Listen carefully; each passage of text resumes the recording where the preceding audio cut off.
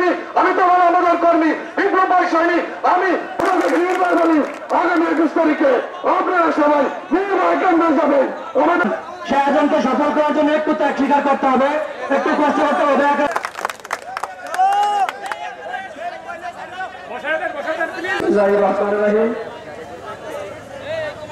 আর মহারুন ইব্রাহিম মিয়ার ছোট ভাই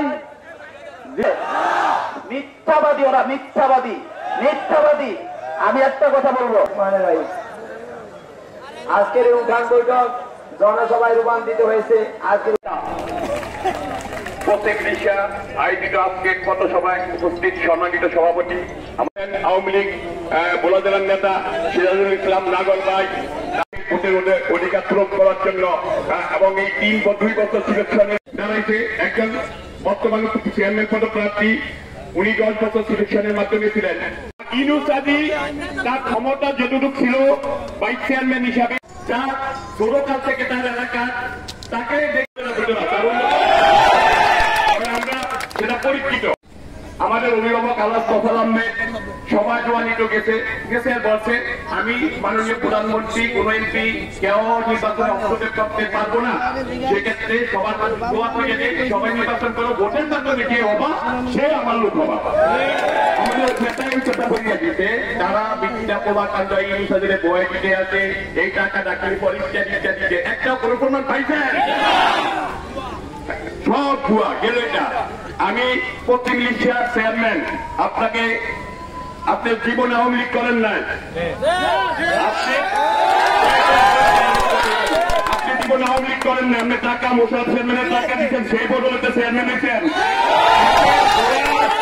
আমাদের ভোলার ঐতিহ্যবাহী যে বসির চেয়ারম্যান প্রতিনিধি যাকে আমরা মেধাকাল থেকে যে বসির চেয়ারম্যানের প্রতিনিধি থেকে মিছিল না হইলে রোগী বইটা লইয়া ভোলার মিছিল পরিপূর্ণতা পাইত না, সেই বসির আহমেদের সুযোগ্য সন্তান 2 বাজার চেয়ারম্যান গিয়াস ভাইকে অনেক রকম আক্রমণ করার পরও আপনি কিন্তু চেয়ারম্যান হয়েছেন।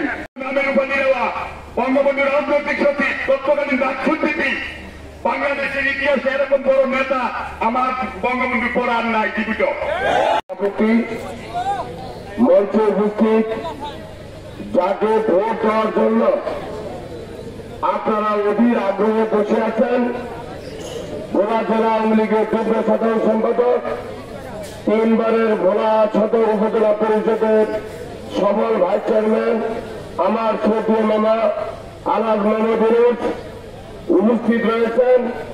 ভোলা সদর উপজেলা নির্বাচনের সম্মানিত ভাইস চেয়ারম্যান প্রার্থী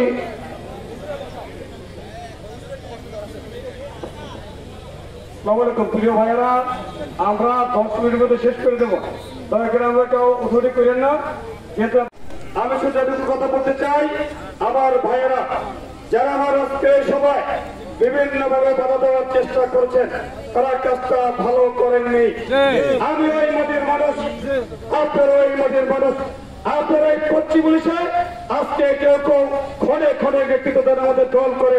আমি কিন্তু এই দলের জন্মের পর থেকে আমি স্কুল জীবনে ভোলা জেলা স্কুল ছাত্রলীগের সেক্রেটারি ছিলাম, আমি কলেজ জীবনে ভোলা কলেজ ছাত্রলীগের সদস্য ছিলাম, আমি এরপরে আমি জেলা ছাত্রলীগের দায়িত্ব পালন করেছি, এরপরে আমি ছাত্রলীগের কেন্দ্রীয় কমিটির দায়িত্ব পালন করেছি, এরপরে আমি স্বেচ্ছাসেবক লীগের জেলার দায়িত্ব পালন করেছি, কেন্দ্রের দায়িত্ব পালন করেছি, আমি জেলা আওয়ামী লীগের 3 বার সাংগঠনিক সম্পাদক, আমি বর্তমানে জেলা আওয়ামী লীগের যুগ্ম সাধারণ সম্পাদক, আমি ভোলা সদর উপজেলার 3 বার নির্বাচিত ভাইস চেয়ারম্যান, আমি তোফাল আহমেদের কর্মী, আমি শেখ হাসিনার কর্মী, আমি বঙ্গবন্ধু আদর্শের কর্মী।